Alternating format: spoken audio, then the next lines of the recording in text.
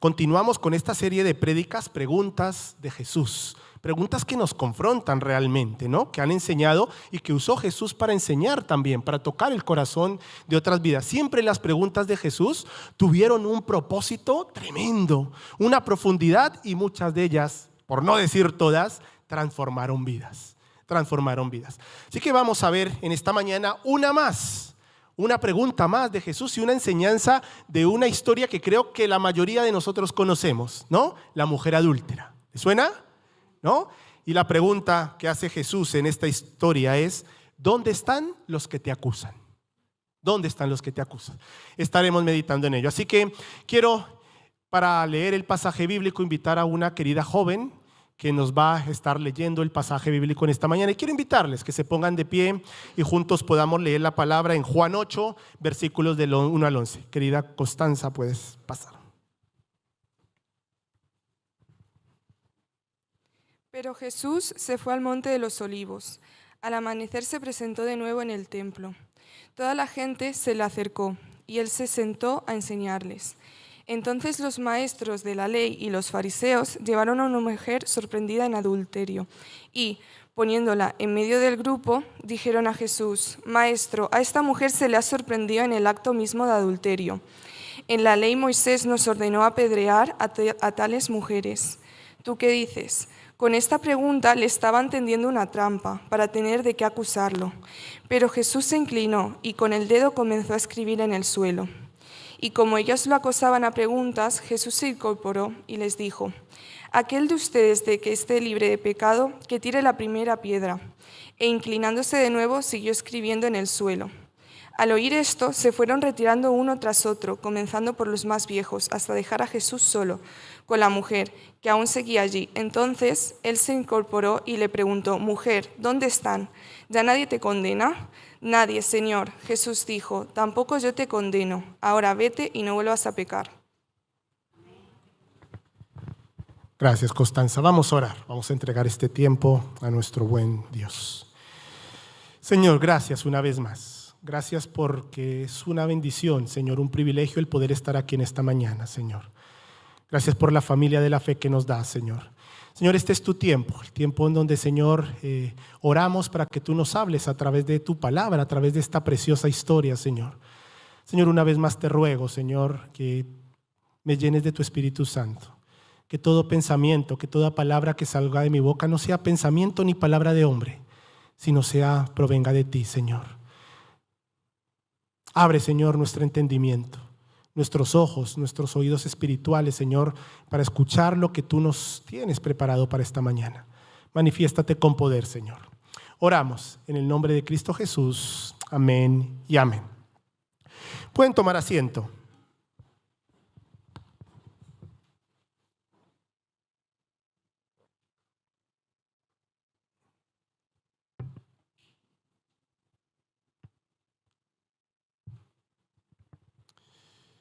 Quiero empezar haciéndoles una pregunta. ¿Alguna vez te han acusado de algo? ¡Uy! ¡Uf! ¿Cuándo no? ¿Te han acusado de algo? ¿Has acusado a alguien de algo? Bueno, de ahí viene esta pregunta de Jesús en esta mañana, ¿no? ¿Dónde están los que te acusan?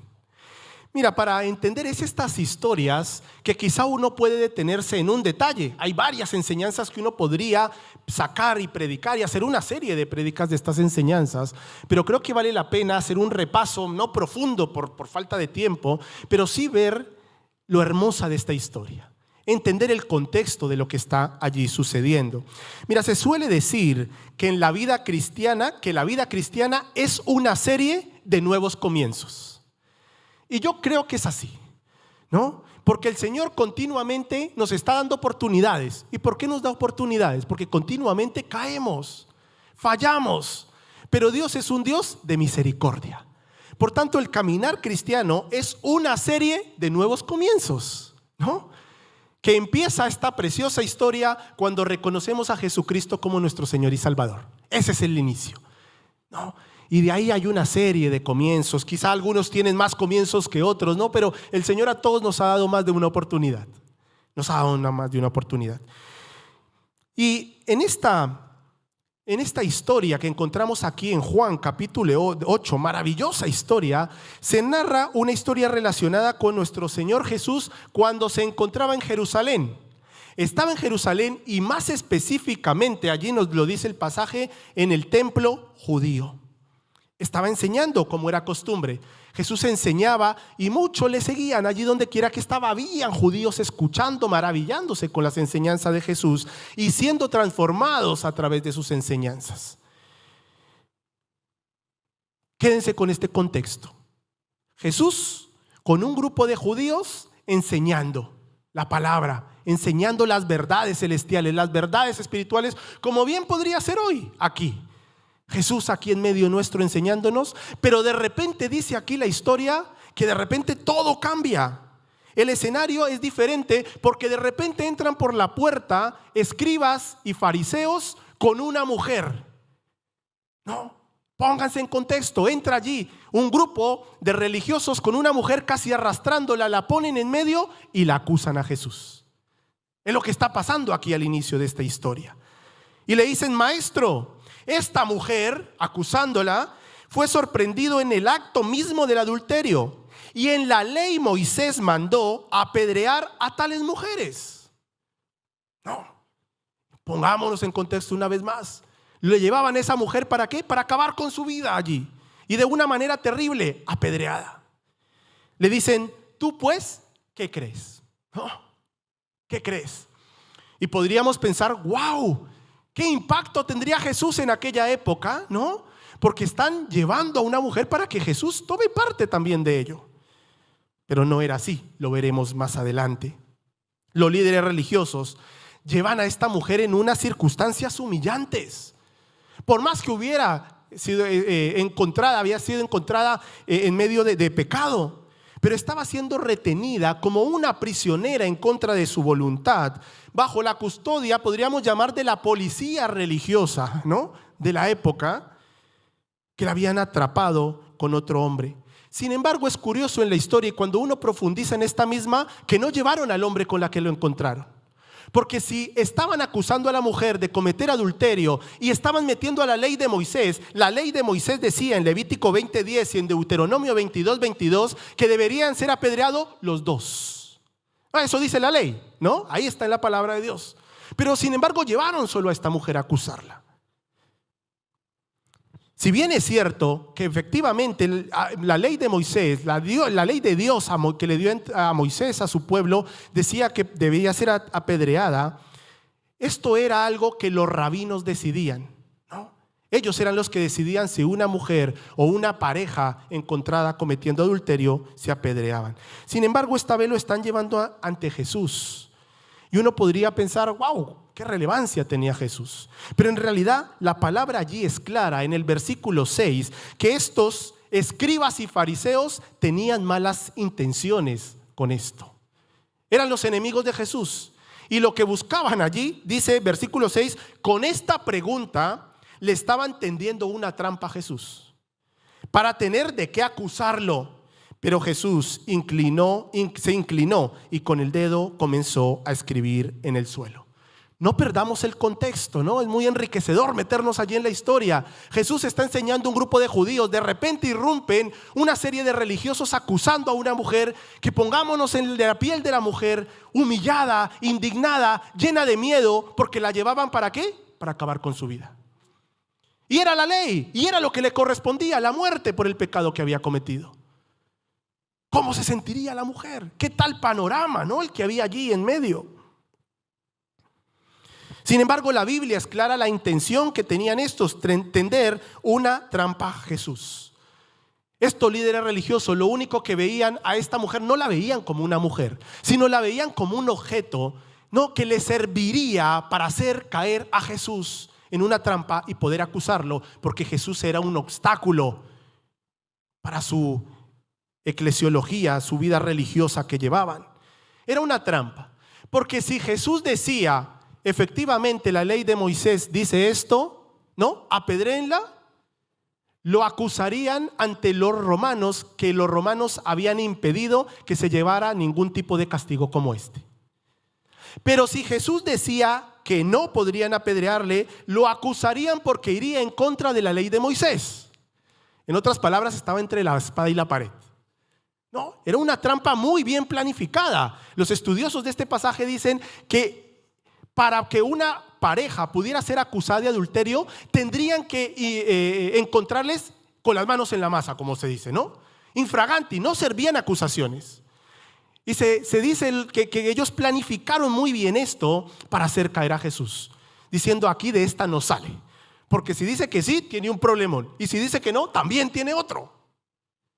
Sin embargo, ante esta actitud, Jesús parece hacer caso omiso. Porque lo que hizo Jesús fue inclinar su cabeza y empezar con el dedo a dibujar allí en el suelo, ¿no? Hay muchas interpretaciones en cuanto a lo que Jesús hacía allí. No vamos a entrar en eso, pero el hecho es de que Jesús estaba allí, escuchando, inclinada su cabeza hacia el suelo.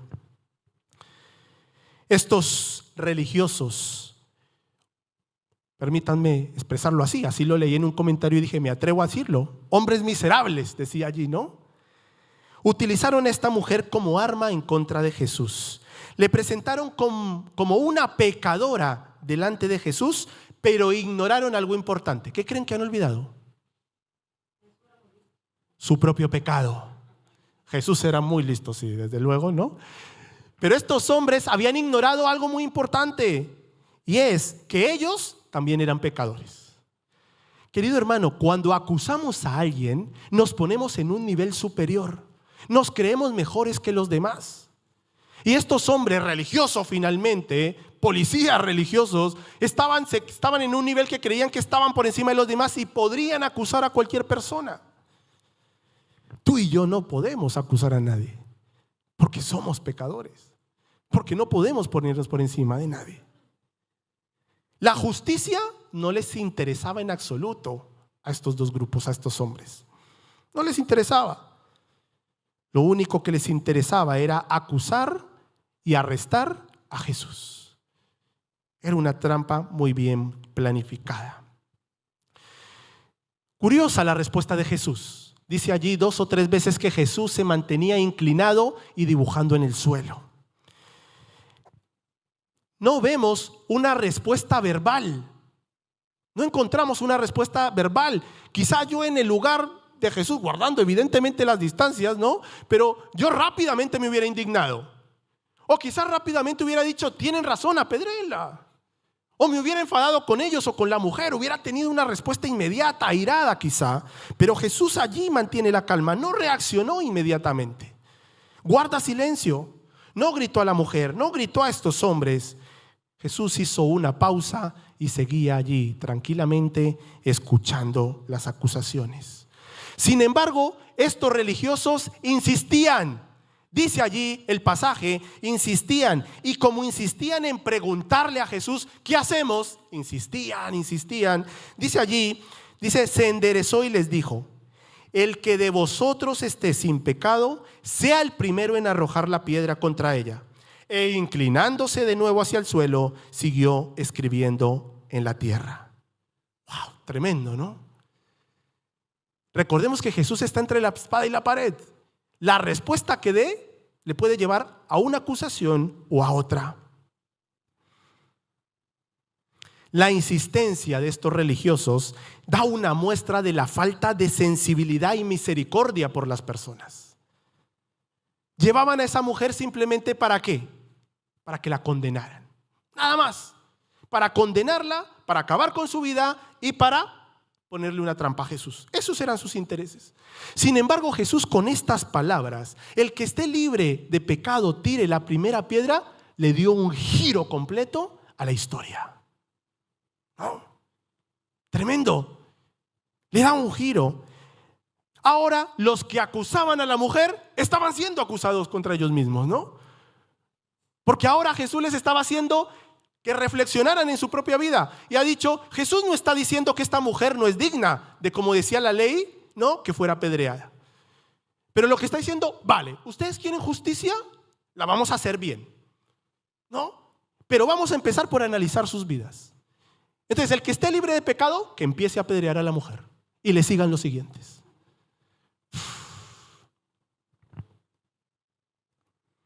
Cambia la atención de la gente, del entorno que había allí. Ahora ya no están fijándose en el pecado de la mujer acusada, sino que ahora está cada uno pensando y viendo más bien un autoescáner de su propia vida y fijándose cada uno en su pecado. La mujer en definitiva era una adúltera, claro que sí, no se podría negar. Pero los que lo acusaban tenían otros pecados, quizá aún mayores, que no reconocían. Esta es una declaración significativa para nosotros como cristianos en lo que respecta a juzgar a otros. Hace unas semanas atrás se predicó, ¿no?, de que miramos la paja en el ojo ajeno y no la viga en nuestro propio. Ni tú ni yo podemos juzgar, condenar a ninguna otra persona, porque tú y yo somos pecadores. Como Jesús estaba ratificando realmente el castigo aplicable a esta mujer, no podían acusarle. Jesús, repito, no dijo que no la apedrearan. Jesús dijo, sí, evidentemente esta mujer es digna de ser apedreada, pero vamos a hacer las cosas bien. No podrían acusarle entonces. Mientras que estos hombres religiosos buscaban la condenación, Jesús destacó con esta respuesta la importancia de la compasión y el perdón. Porque es lo que hizo, es lo que ha hecho con cada uno de nosotros. Merecíamos la muerte también, merecíamos y teníamos una condenación eterna, pero Jesús ha tenido compasión de nosotros y nos ha dado el perdón. Si queremos, queridos hermanos, alcanzar la misericordia de Dios, tenemos que reconocer ¿qué? ¿Los pecados de mi vecino? Nuestros propios pecados. Alcanzar la misericordia de Dios significa reconocer nuestros propios pecados, mirarnos primero nosotros.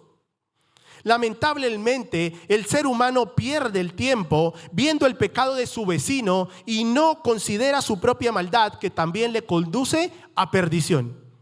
¿Me escuchan? ¿Sí? Tremendo. Dice, el ser humano, ¿no?, pierde el tiempo más fijándose en el pecado del vecino que en el suyo propio. En lo que hacen los demás, en lo que dejan de hacer, y no nos damos cuenta que nosotros estamos en un camino que también nos conduce a perdición. Jesús no dijo, no la ejecuten. No encontramos eso allí en ningún momento. Simplemente demandó que la justicia que se le impartiera a esta mujer fuera equitativa también para todos los que estaban allí y fuera aplicada de una manera justa. En esto Jesús expuso un pecado común. Ya no era solo el pecado de la mujer, sino que Jesús había sacado allí a la luz de que todos los que estaban allí eran pecadores. Y por tanto, el deseo de castigar los pecados de otros debería ser por partes iguales. ¿Se entiende? Como decía aquí mi hermana, qué listo es Jesús, ¿no? Qué listo. ¿De qué manera con una respuesta tan sutil le dio el cambio a la historia y ahora los acusadores estaban siendo también acusados? Queridos hermanos, en nuestro caminar cristiano podemos caer en ello. Fácilmente podemos condenar y juzgar a otros sin detenernos a analizar nuestra propia vida. En la Biblia encontramos varias historias de ello, ¿no? Encontramos varias. Una y la más conocida, la del rey David. ¿Recuerdan? Bueno, si no han leído la historia, creo que muchos ya la conocen. Lee 2 de Samuel, capítulo 11, hasta mediados del capítulo 12. Allí encuentran la historia del rey David. Y es una de las historias quizá que a mí más me sorprendieron, me dejaron con mi corazón, porque era el rey David. Aquel que el Señor dijo, este hombre es conforme a mi corazón. Y en lo que estaba cometiendo era una atrocidad. No, las primeras veces que yo leía esto decía, ¿cómo es posible? ¿No? Léanla, si no conocen la historia, allí 2 de Samuel capítulo 11. David hizo lo mismo que lo que esta mujer. ¿Qué hizo? ¿Cometió qué? Adulterio. David, el rey David, cometió adulterio. Y no solo eso, sino que intentó encubrir su pecado hasta llegar al punto de asesinar a Urías, el esposo de Elizabeth. ¿No? ¿Qué tal atrocidad? Cómo el pecado te envuelve, cómo el pecado te va envolviendo hasta llegar a cometer atrocidades. Bueno, la historia continúa, pero Dios lo ve todo. Y en 2 de Samuel, capítulo 12, versículos del 1 al 6, Jehová envía a Natán, al profeta Natán, para confrontar a David. Y el profeta se acerca y le dice: rey David, tengo una historia que contarle. Hay dos hombres, uno muy rico, que tiene muchísimas posesiones, tiene muchísimo ganado, muchas ovejas, es un hombre muy próspero. Dice: sin embargo, hay otro hombre que es pobre, tan solo tiene una corderita. Dice: y esa corderita la ha tenido desde pequeña. Esa corderita ha crecido con sus hijos, le ha dado de comer en su boca, le ha dado de amamantar en su boca, ha dormido en su pecho, y es lo único que tiene.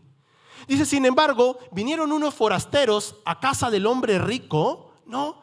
Y el hombre rico, en lugar de coger uno de sus corderos, de los muchos corderos que tiene en sus campos, cogió la del hombre pobre.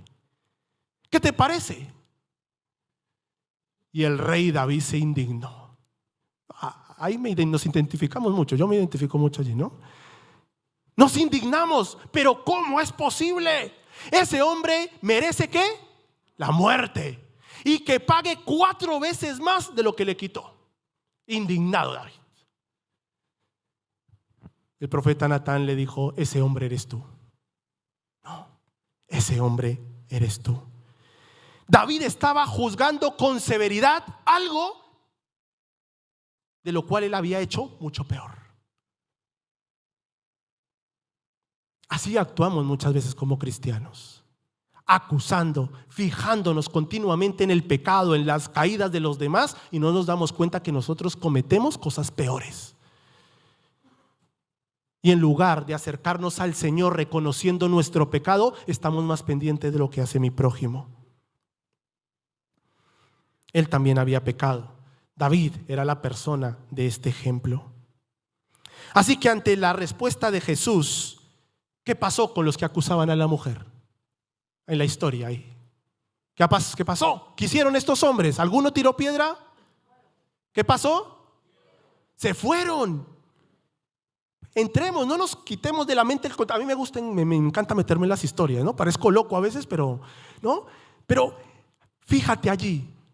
Ante el panorama de esta mujer allí, seguramente en el suelo, humillada, esperando la primera pedrada, esperando a que su vida fuera terminada. Y yo me imagino a esta mujer allí, estoy seguro, la Biblia no lo dice, pero estoy seguro que ella era incapaz de mirar a los ojos de nadie, allí con la mirada agachada, esperando quizá el primer golpe.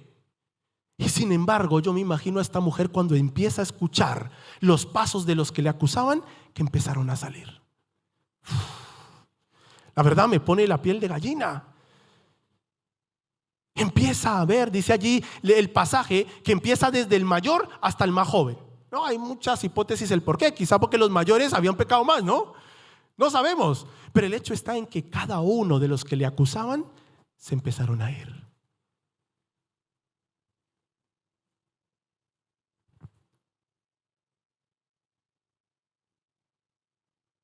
Jesús con esto lo que estaba simplemente mostrando compasión por esta mujer.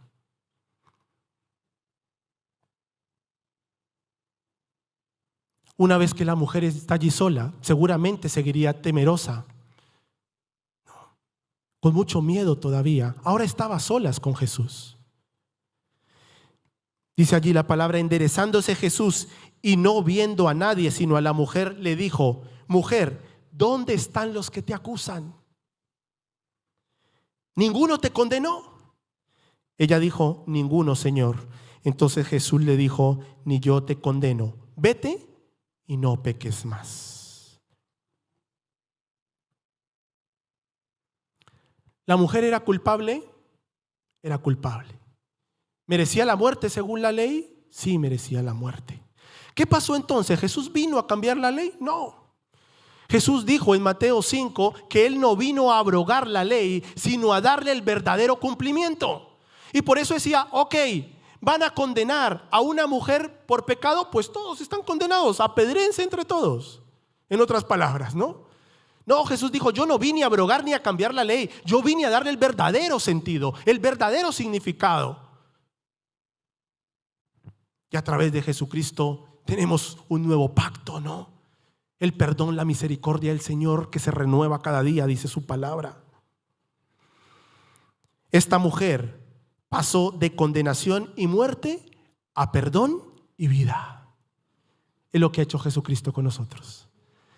Estábamos condenados y sentenciados a muerte, pero vino Jesús y cambió eso por perdón y por vida. Ni yo te condeno, le dijo Jesús. De los que estaban allí presentes, ¿quién podría haber tirado la primera piedra? Les pregunto. Jesús. Él sí podría haberla acusado. Él sí habría podido condenarla, pero no lo hizo. Jesús más bien decidió tomar su culpa sobre sí mismo. Y conociendo todas las cosas y teniendo el derecho de arrojar la primera piedra, no lo hizo. Sin embargo, Jesús muestra su misericordia al no condenarle, le brinda una nueva oportunidad a esta mujer, pero también le dice: vete y no peques más. No, vete y aléjate del pecado. Jesús no condenó a la mujer por su pecado, pero tampoco pasó por alto su pecado. Eso lo debemos tener bien claro. No pasó por alto su pecado, y por eso allí se repite 2 veces: deja de pecar, vete y no peques más, porque estaba en pecado. Pero no la condenó, pero sí le hizo un llamado a abandonar el pecado.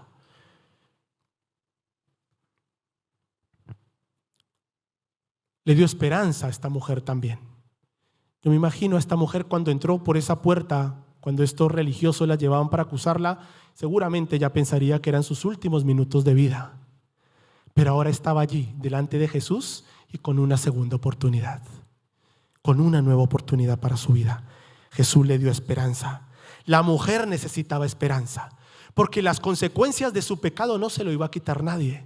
Y las consecuencias que esta mujer tuvo a causa de su pecado serían terribles, porque en la época el adulterio era algo abominable, despreciado por el pueblo judío. Su esposo seguramente la abandonaría, pero tuvo una nueva oportunidad de vida. Tuvo una nueva oportunidad de vida, la misericordia de nuestro Señor. Las palabras vete y no peque más nos habla de la maravillosa misericordia de Dios, que está dispuesto a darnos una y muchas oportunidades si realmente nos arrepentimos de nuestros pecados y nos apartamos de Él. Al inicio empecé diciendo que muchos piensan que la vida cristiana son muchos nuevos comienzos, y por eso dije que estaba de acuerdo, porque esta es una nueva oportunidad, y el Señor nos da muchas oportunidades a lo largo de nuestro caminar cristiano. El Señor no te condena, pero sí te llama a reconocer tu pecado, a confesarlo y apartarte de él. Por tanto, debe haber un cambio en tu corazón. Debe haber un cambio en nuestro corazón. Si no, no va a pasar nada. Seguiremos en pecado y pecado y pecado si no confesamos y decidimos apartarnos del pecado. Dice Proverbios 28:13: el que encubre sus pecados, ¿qué? No prosperará. Mas el que los confiesa y se ¿qué? Y se aparta, ¿alcanzará qué? Misericordia. Misericordia. Querido hermano, te repito,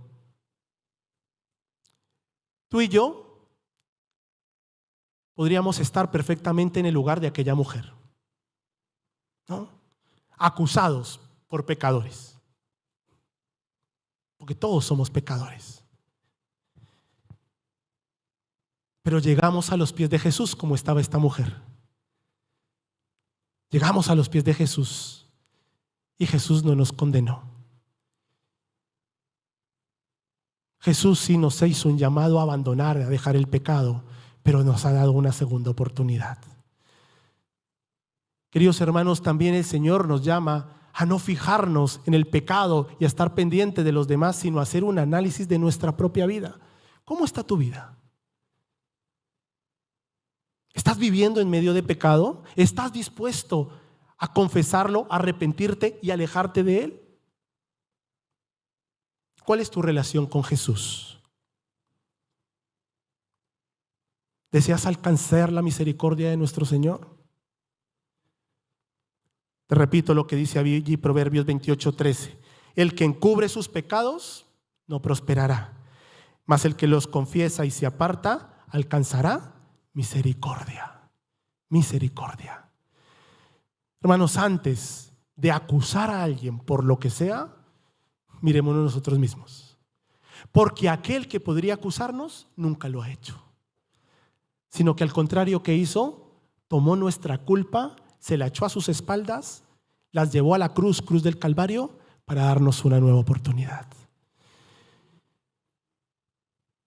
Jesús nos dio perdón y vida. Jesús nos ha dado una nueva oportunidad. No somos nadie para acusar a otros, porque ya nuestras vidas están llenas de pecado. De pecado. Que el Señor nos ayude más bien a tener misericordia y ayudar a otros a que rindan sus vidas, sus pecados a Jesucristo. A Jesucristo. Ese es nuestro papel. No estamos de jueces de nadie. Estamos para buscar al Señor, para que el Señor nos perdone, nos restaure y nos ayude a ser instrumentos para que otros también tengan sus vidas restauradas. Me hubiera encantado saber qué pasó con esta mujer, ¿no? No se sabe más. Pero estoy seguro que esta mujer salió de allí de una manera diferente. Tuvo un cara a cara con su Creador, con su Señor. Y cuando uno tiene un cara a cara, un encuentro verdadero, íntimo con el Señor, no vuelve a ser el mismo. No vuelve a ser el mismo. ¿Recuerdan a Saulo? Cuando tuvo ese encuentro camino a Damasco con el Señor, Saulo no volvió a ser nunca más el mismo. Tuvo una transformación tremenda para la gloria y honra y para servicio del Señor. Del Señor. Que eso sea una realidad en nuestra vida. Que podamos realmente tener ese cara a cara con el Señor que transforme nuestras vidas y seamos instrumentos no de condenación, sino de restauración para otros hermanos. Que el Señor nos ayude. ¿Qué tal tarea, no? ¿Qué tal historia? ¿Qué tal amor el de nuestro Señor Jesucristo por nosotros y también por esta mujer? ¿Saben una cosa? No me recuerdo cuándo que dije todos somos Pedro, ¿no? Hoy digo todos somos la mujer adúltera.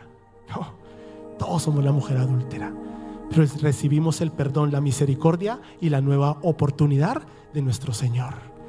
Aquel que nos podría condenar nos dio vida. Gloria a Dios por ello.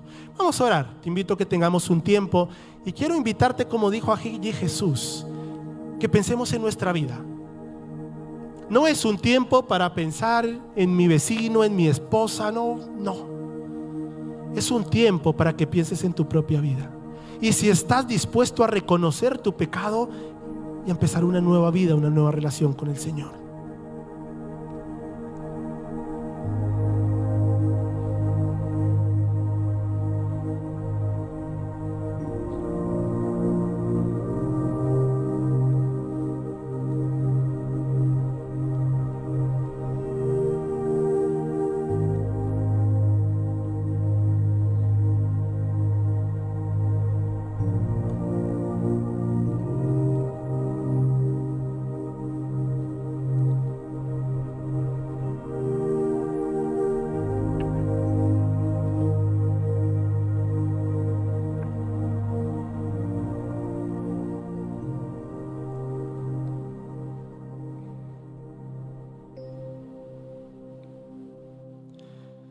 Señor, perdóname.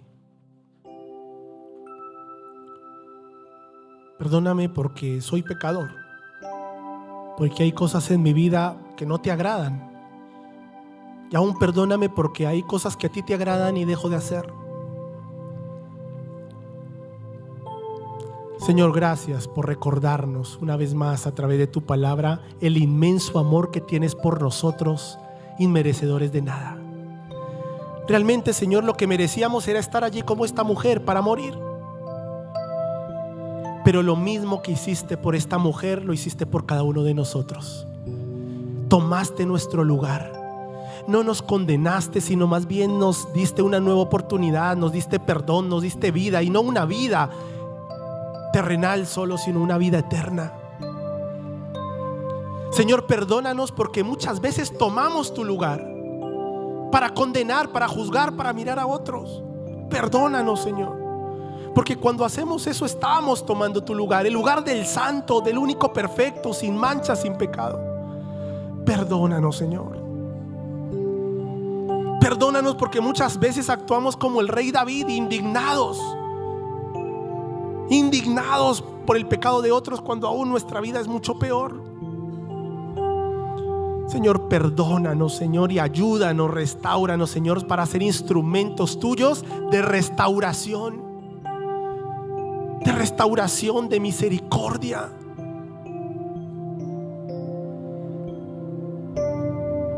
Señor, gracias, porque la respuesta a esta pregunta, ¿dónde están los que te acusan?, es: no hay ninguno, Señor. No hay ninguno.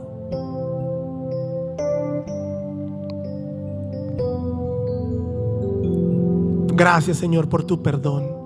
Gracias por tu vida, Señor, pero ayúdanos, Señor, a hacer aquello que le dijiste a esta mujer: yo tampoco te condeno, vete y no peques más. Ayúdanos a alejarnos del pecado, y alejarnos del pecado es rendirnos por completo a ti. Cuando estamos cerca a ti, con una intimidad cercana, el pecado se va a ir solo, porque tú eres un Dios santo. Señor, ayúdanos a depender completamente de ti en todas nuestras áreas. Ayúdanos, Señor, porque de esta manera, Señor, seguiremos fallando, Señor, pero cada vez menos.